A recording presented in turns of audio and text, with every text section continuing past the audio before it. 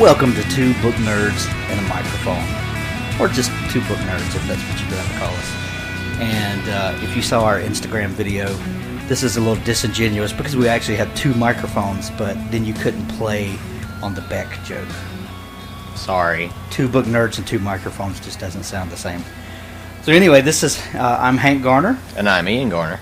And this is a brand new podcast, and it's going to be a little different for those of you that are used to listening to the Author Stories podcast and hearing where I interview a different guest each week. This is not going to be that show. This is going to be two guys talking about things that we love. And we are both lovers of books, all sorts, and we're going to just talk about things that we're excited about. We're going to get into some book discussions. Bring the audience into those. We're going to talk about everything from The Martian to Batman to Neil Gaiman to Stephen Lawhead.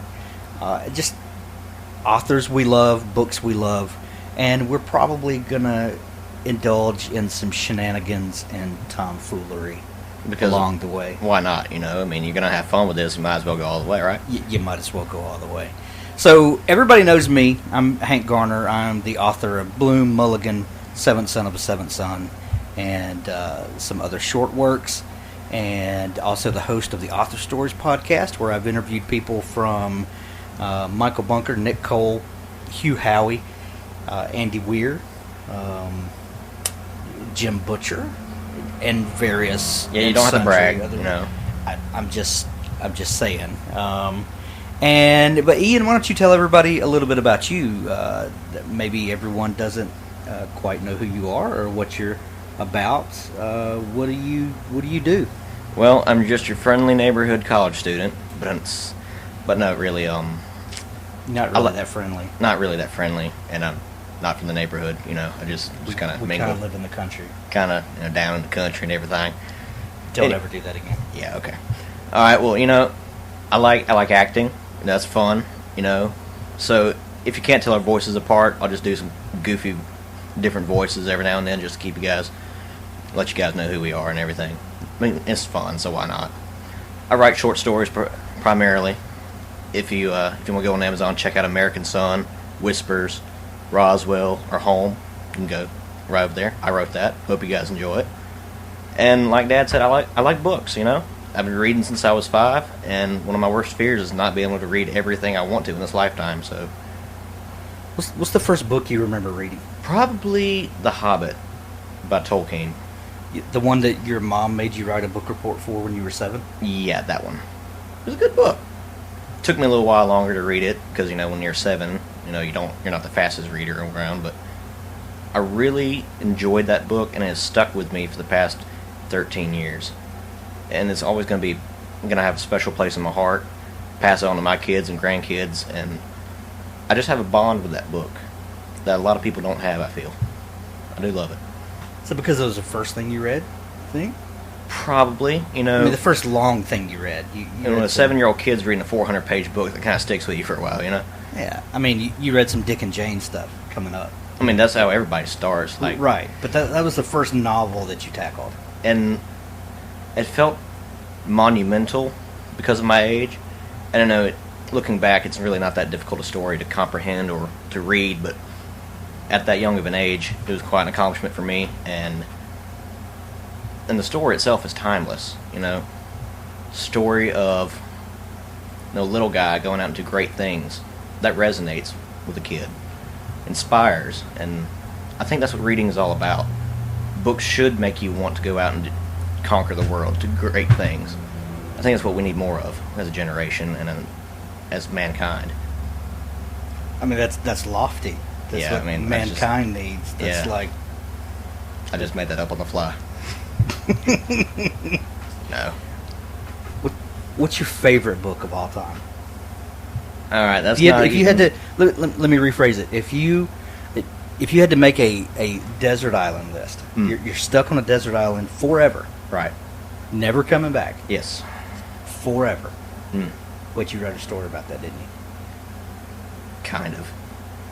But yes. Okay, we'll get to the desert island thing in just a minute. Tell people about this island story that you wrote. that you won some awards for. The one that Scholastic has their hands on right now? Yeah, that story? Yeah. Yeah, okay. So, my senior year of high school, English teacher comes up to me and says, there's this regional writing competition that I think you need to get into. And I'm like, all right, just give me the information, I'll see what I can do. So she tells me, there are several different categories to write for. You can do an essay, you can do some flash fiction, 2 or 3 page stuff, nothing big. So I took the stuff home, and for about a week and a half, I just didn't know what to do. Nothing was coming to me. I didn't know what to write about. I didn't know what I was going to say. Until I went to sleep one night. Had this dream that I was standing on an island, watching Dad use a golden shovel to dig a hole and move the sand from that hole into the water in a bay and create more islands. And I'm not going to bore you with the entire story, but... We want you to recite the entire story verbatim. Yeah. No. But no, I found the idea of the main character venturing across 4 different islands, which later on in the story you may think are actually the same island at different points in time. And really it's just a story of what you can do to shape your future. Having the tool in your hand to shape what you want to do with your life, if you only take time to do it. So I wrote this little story down basically off of this weird little dream I had. Didn't think anything would happen of it. Sent it in to my teacher. She sends it in to the folks in the state capitol. And I'm sitting in class one day the next semester. It was like the 3rd week of the 2nd semester of high school.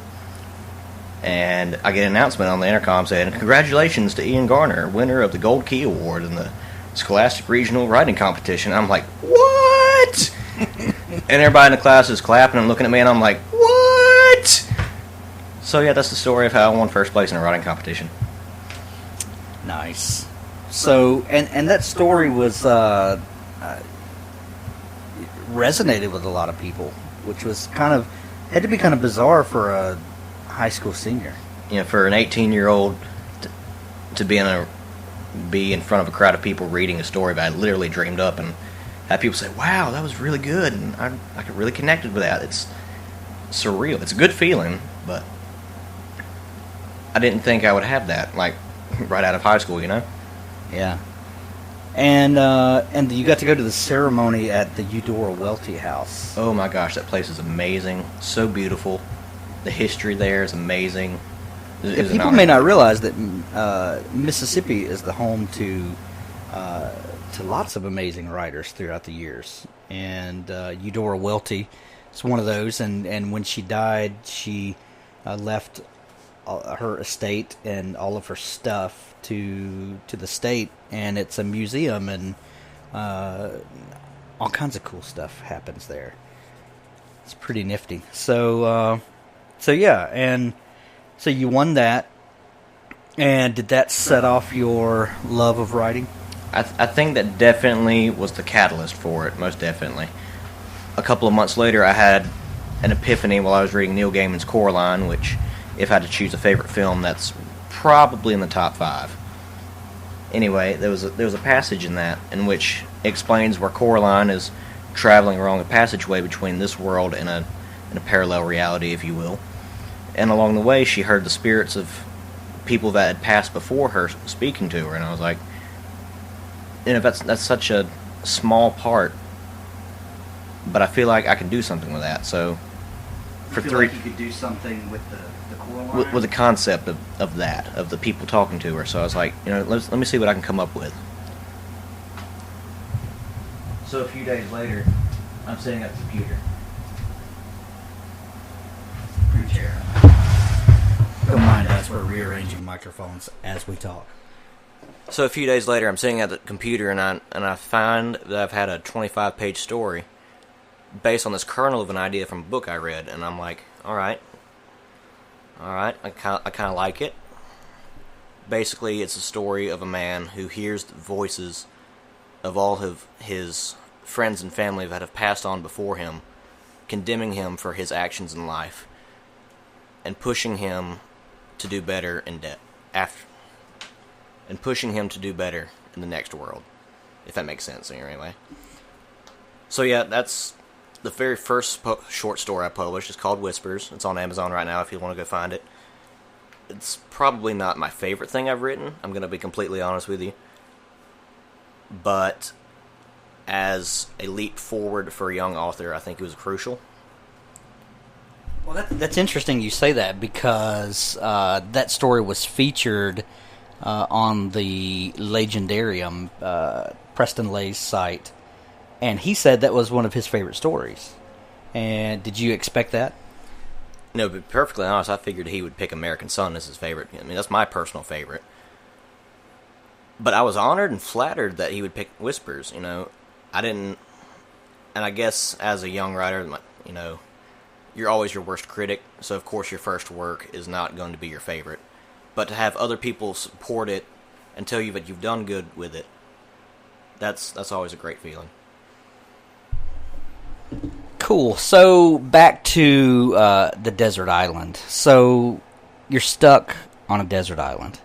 You're going to be there forever. You got to pick 5 books you can take with you.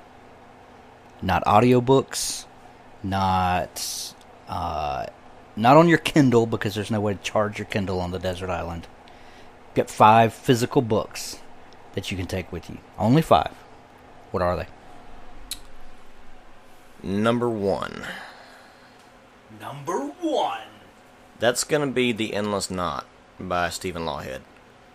It is the absolute best resolution to a trilogy I have ever read, and I reread it at least once a year. It's just that good. Let's see. Number 2. Get on. But do you take the other 2, or just the resolution? Well, considering that it kind of resolves it by starting over. It's a cycle. It's a cycle, so you don't really need the first 2. Granted, if you've read it before, you won't need them anyway. But I think out of all the books in that trilogy, the third one is the best, just the way it ties everything together. While I do enjoy the first 2, I'm just going to have to go with the third one. Okay, I'll give you that. Let's see, for number 2... Now, are you going in ascending or descending order? Or does it matter? It doesn't really matter. Okay. You know. Although, number 1 is automatically Endless Knot. Just putting that out there. Okay. Number 2, American Gods by Neil Gaiman. I hated this book so much in high school. Yet you're going to torture yourself. And yet, I need it. You know, it's a part of me, you know. Everyone says that they have a coming-of-age story. For some people, it's Harry Potter. For some people, it's Hunger Games or Divergent or, you know, John Green's Fault in Our Stars or something like that, you know. No, I had to go and ruin it and read American Gods my senior year. Yeah. I'm still going to have a talk with Neil Gaiman about that, but that's for later on. And I think the reason why I choose this book and why I hated it at first is because it is a coming-of-age story in its own right. For Shadow? For Shadow, most definitely. You know, he has to start all over completely. He finds that his friends are not who they say they are. The people he loves are not who they say they are. And for him, it's a hard journey in that life is not always great. It's not always what it seems. But it gets better. You have to stick with it, but it gets better. And for an 18-year-old on the cusp of adulthood, about to graduate, about to enter into the real world, that's a terrifying thing to realize. That the world isn't a great place, and it's not full of sunshine and rainbows, but it does get better. And it seems hopeless several points throughout the book, and, you know, some of the things that happen are just completely bizarre. I'm not even going to go there. The entire premise is bizarre. Well, yeah, I mean, like the old gods battling the new ones, incarnate, in the flesh, in the middle of America, just duking it out. I mean, that's different, you know, that's different. But you tie all of its social things and everyday things into that, and you have a glorious mess. And I love it. I do. I just do, you know? So, yeah, that's probably my number 2 pick. Yeah. I'm going to have to say that Neil Gaiman is the master of weird fantasy. I don't even know how you categorize what he does, because it's just weird. It is weird, and I like it. And I absolutely love The Ocean at the End of the Lane. And to me, that's a coming-of-age story in the same kind of way. And it feels very autobiographical. And Neil even has talked about that he was writing that story for his wife while she was away. And she wanted to hear stories of his upbringing. And so he starts telling these stories, but invariably it goes to a weird, fantastical place. And I like to think that the things I write are kind of like that, in that they're kind of real life, everyday, mixed with just weird, bizarre things that happen. Things that challenge people. Yeah. You know? Yeah. So what's your number 3? Harry Potter and the Half-Blood Prince. Why that specific one? I'm not really sure, to be honest with you. Is that number 6? That is number 6. Yeah. I think because it's there that Snape takes a turn that readers weren't really expecting, and the next book gives him some resolution, but that's the part where Harry learns about Horcruxes and that how Voldemort's soul is split into 7 pieces, and for the next year he's going to have to go across a journey to ultimately defeat Voldemort by finding these fragments of his soul all across the planet. It's an adventure story, and it still has that feel of mystery and intrigue because they're still in school. So how can an ordinary student, wizard granted, but how can an ordinary boy go out into the world and vanquish evil? You know, it's like he's standing on the precipice of adulthood, and the challenge before him is so great, and yet he has to fight his demons. You know, I think that book, it resonates with a lot of people in a way because things change. The status quo is forever altered. You know, spoiler alert if you haven't read the books. I'm sorry. You know. Spoilers. They have been out for almost 10 years, so, you know. But, you know, Dumbledore dies, and that's... Spoilers. And that breaks a lot of readers' hearts, and broke mine, I know. And the fact that it was Snape that delivered the killing blow, that struck a lot of people, because nobody really liked him throughout the first 5 books anyway. And then this happened, they're like, really? Really? You gonna do that? Okay. Right. But then everyone loves him at the end of the 7th book because of the motivations behind his actions, and it's all about character development. If you don't have any kind of emotion for a character, then what is your story? You know, if you don't connect with these people over the past of 7 books, or 1 book, or 2, you know, then what's it worth? You know, you need to feel a connection with these people, and I think that's what one of Rowling's strengths is that you fall in love with all of these characters, and every bad thing that happens to them just pulls at your heart, but every good thing warms your heart at the same time. Well, but the other part of that is that to truly care about these characters and for them to be truly human, the threat of death has to always be there. Of course. And that's one thing that George R.R. Martin, does so well and gets so much grief for, is that he will kill your favorite character in a heartbeat. Oh yeah. But that's one reason he's so endeared, is that you literally on the edge of your seat reading his books, because you never know what's going to happen. You never know what's going to happen. It's not predictable. You're afraid to invest in a character, and because as soon as you do, he's going to snatch the rug out from under you and kill him in a horrible, horrible way. Still mad about Eddard. Yeah. Still mad about that. Yeah. And poor Sean Bean. Come on now. I mean, the guy can't catch a break, except for Jupiter Ascending, but we don't talk about that. I'm just thankful that they didn't kill him in The Martian. Spoilers, he doesn't die in that movie. Yay! That we know of. Andy Weir, if you're writing a sequel to that, write a character that could be played by Sean Bean that could die. Just for kicks and giggles. Just for giggles. Alright, so that was your number 3? 3? Alright, let's see, number 4. Oh boy. Probably... The Name of the Wind by Patrick Rothfuss. The one that's on the shelf over there behind you? Yeah, that one. The Name of the Wind. Excellent, excellent book. I discovered this one also senior year of high school. I'm sensing a pattern here. I don't know. But I'd never heard of Patrick Rothfuss before then. So when Dad tells me, hey, read this book, it's awesome, I was like, alright, cool. No, that's not what I said. I said, you have to read this book, and if you don't like it, we can no longer be friends. Whatever. That's what I said. I mean, that's neither here nor there, but whatever. Okay. Anyway, as a theater kid growing up all through high school, and to have a protagonist that grows up in a theater-ish background, that's automatically cool. You already got me there. Like, you win. Okay, you got me. Let's keep going. Now, make that kid do magic. Alright! Here we go. You got me. Let's do this. And, you know, it's a fun tale. It's full of tragedy and oh my gosh, it's so funny. So funny. It really is. You know, it has a perfect mix of tragedy and humor. A little bit of a love story for those of you interested in that. Spoilers, that's kind of like life. Whoa!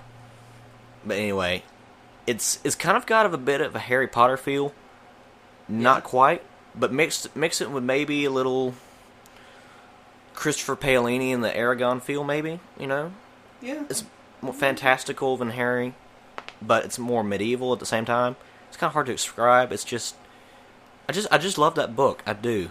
And I cannot wait to see it on the big screen or the small screen if it's a TV series. I don't really care. It looks like it's going to be both in some sort of fashion. I'm just saying that if, you know, someone were to ask me if I wanted to play Bast, I would not say no. I'm just going to leave that sitting there for anyone interested. That's all I'm going to say about that. I surely want to be Bast.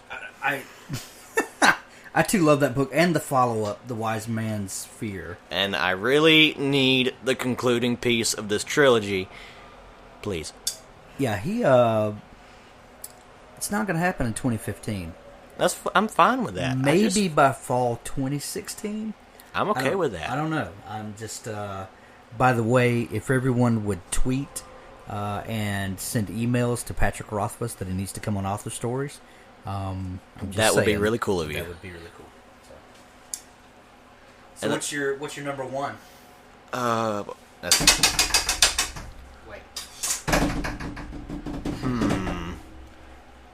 This is so unfair because it is. It's so unfair. It's like, what's your favorite child? You know, it's not a. I can answer that one. Oh, I'm sure. Okay. It's not you. Spoilers.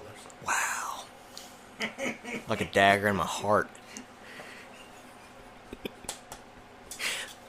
Let's see. I would have to say Grail by Stephen Lawhead. Grail. I just... And I know that's the second Lawhead book on this list. I think that book's kind of underrated, though. You know, I agree with you. Yeah. And you got to tell everybody what Grail is. It's okay. The end of... the Arthurian legends as told from the Celtic point of view. Whereas we have... Merlin was born as half Celt, half Atlantean. And he mentors young Arthur, born of Roman heritage, and he raises him up to be king. Well, Grail follows after the stories of Merlin and Arthur, sort of the ending piece to the cycle. And in this story, Merlin has battled his evil aunt Morgan, and he's just out of the race. You know, he's down for the count. He's not coming back. It's not looking good for him until an angel appears bearing the Holy Grail and brings him back to life. So the rest because, you know, why not, you know? So the rest of the book is spent trying to find said Holy Grail before the forces of evil can take it and use it to, you know, destroy the world and stuff like that. Basic premise, yes. Fantastically told. And when we get done with this interview, I'm probably going to start reading it again just because it's really an underrated book. Everyone talks about Taliesin and Merlin and Arthur. Nobody really gives much thought to Grail, and I don't think it deserves that. I I think it's one of the best books in the entire cycle. Probably one of the best books I've ever read. Well, think about it. It was the 5th book in that cycle. Yes. No, what? Let's see. Taliesin, Taliesin, Merlin, Arthur, Pendragon, Grail. Yeah. 5th book. So by that point, he was so immersed in that world, and it couldn't help but be fantastic. It's got to be. You've already established the characters. You've established the world. You're free to basically do whatever you want. You've already explained everything. When you've had 5 books worth of character building. At that point, just have fun, And that's what Lawhead does. He just, no holds barred, leaves nothing on the table, just fun. Although, also an author, not afraid to kill the person you love the most. This is true. Not afraid to. I'm still mad he killed Gualcavad's horse in the quicksand. I'm like, really? You had to go there. All right. Yeah. Didn't know I could get emotionally attached to a horse like that, but there you go. Oh, yeah. He'll kill a horse. Oh, yeah. He'll kill a horse. And the things they do, the supernatural elements of the story are just... I think I read that book when I was 16. And the way that they incorporate angels and demons and monsters in the real world... And the way he takes Celtic legend... And breathes life into them. Yeah, and weaves those things into the Arthurian legends and into his retold narrative is brilliant. It's just... Brilliant. I can't wait until I'm on his level of storytelling. He's just that good. I hear you. All right, so that's your Desert Island top 5. What are you excited about that's coming up, or that you're reading now, or what gets you? What are you looking forward to? Let's see. I think the obvious choice is I need A Song of Ice and Fire to conclude. Good luck with that. Right. I finished book 5, and I'm just sitting on my hands like, all right, now what? But I can wait for that. I can definitely wait.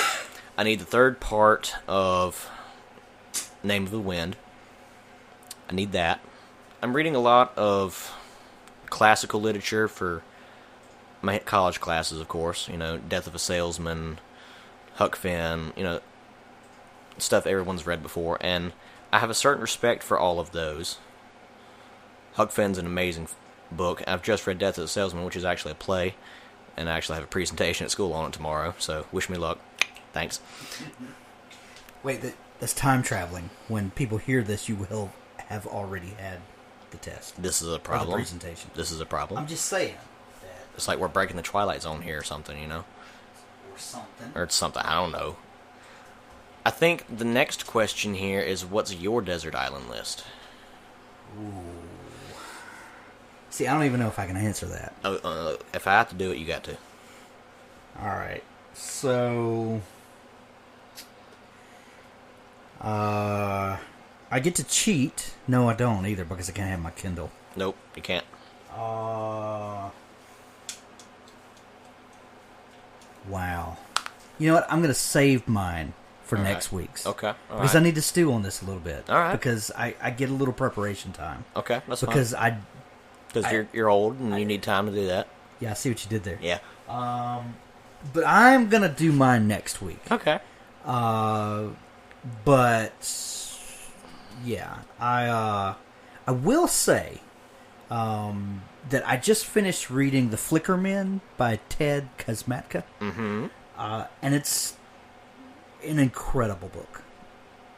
I don't think you've read it yet. I have not. And it's on the TBR list. And the way he takes quantum mechanics, I don't know of anyone else that plays in that sandbox the way he does. I'm trying to think of another author that tackles some of those topics, and I can't put my finger on another fiction writer. But it's crazy. Had me kind of walking around in a daze for a couple of days, just pondering the implications. Just trying to wrap your brain around everything. Trying to wrap my brain around it. Just fantastic, and he has a beautiful writing style.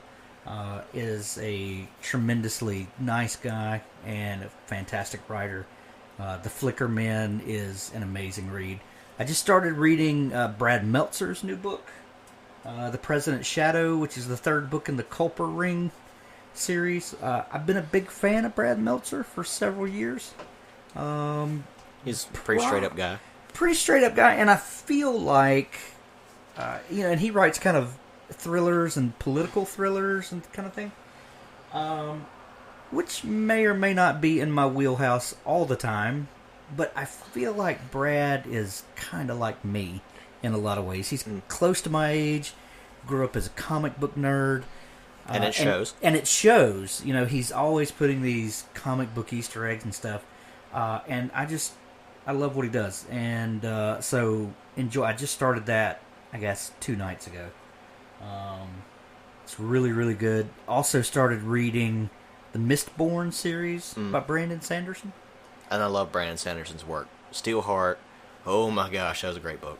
Have you read Firefight yet? I am in the midst of Firefight. First 2 or 3 chapters. And I wish I had more time to read it, but what with school slowing down a little bit, I'll probably be able to finish that in like 3 days. So, have you read any of his epic fantasy, or just Steelheart for now? YA superhero stuff. Just the YA superhero stuff for right now. Yeah, me too.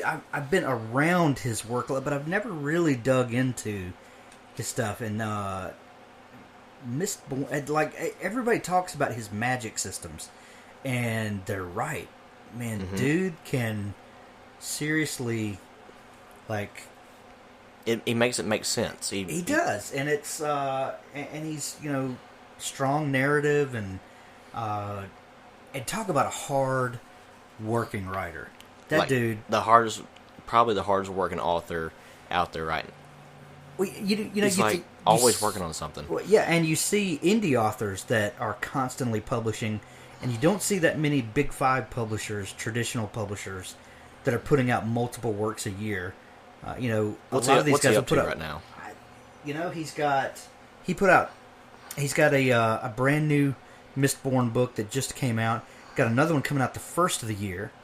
He put out that massive horse choking 400,000 word. I forget the name of it, but it was the second book in the Stormlight archives earlier this year. Has got the third book in the Reckoner series. That's Steelheart. Steelheart and Firefight. The third one. I mean, it's just he's just cranking stuff out. And I'm sitting here like I can't write an essay in an hour. I'm like, how are you doing this? Teach me, please. The man will write 100,000 words to get ready to write a book. Like, really, bro? That's 2 books right there. To pre-write. Yeah, it's crazy. Yeah, it's crazy. So much love for him, though. Yeah, much love, Brandon. Looking for you to come on Author Stories. Just saying. So we're going to wrap up here. I think that's a great introductory episode. Let us know what you think. Let us know what you would like for us to talk about. And this, like I said, this is going to be a show about what we love. It's going to be a lot of fun, I think. It's going to be a lot of fun. We're going to get into, like, nerd stuff. Like, complete, unashamed, just, I'm going to geek out, and I'm not, I'm sorry. You know what? In a couple of weeks, I'm going to talk about why I love Superman Red Son so much. Oh boy. Okay? I'm talking about, I'm talking we're going full nerd. So just get ready. So if there's something you'd like for us to talk about, or if you would like to join the conversation, that's going to be great. Hit us up on Facebook, Twitter, Instagram, wherever, and leave a comment on the website on hankgarner.com where this is posted, and we'd love to hear your feedback. You guys like Batman? Because I really love Batman, so if he's going to do Red Son, I'm going to have to step this game up a little bit. I'm going to have to do A Death in the Family, probably. Maybe some more recent stuff by Scott Snyder, maybe Endgame. And I want you guys to tell me what you want me to read, and I'll read it for you. So they don't have to. So join us next week and tell us what you think. I'll have my Desert Island picks for next week, and we'll have a list on the website. We'll list Ian's books, we'll list mine, and we'd also like to start a book discussion. So let us know what book you would like for us to talk about, and we will give you our honest opinion and tell you what we thought about it. Doesn't mean that we're right. It's just our opinion. We either love it or we don't, and we're not in the habit of trashing other authors. But, No. But some things resonate with people and some things don't. And we will unashamedly tell you what we love. That's for sure. No doubt. Peace out, y'all. Y'all be good.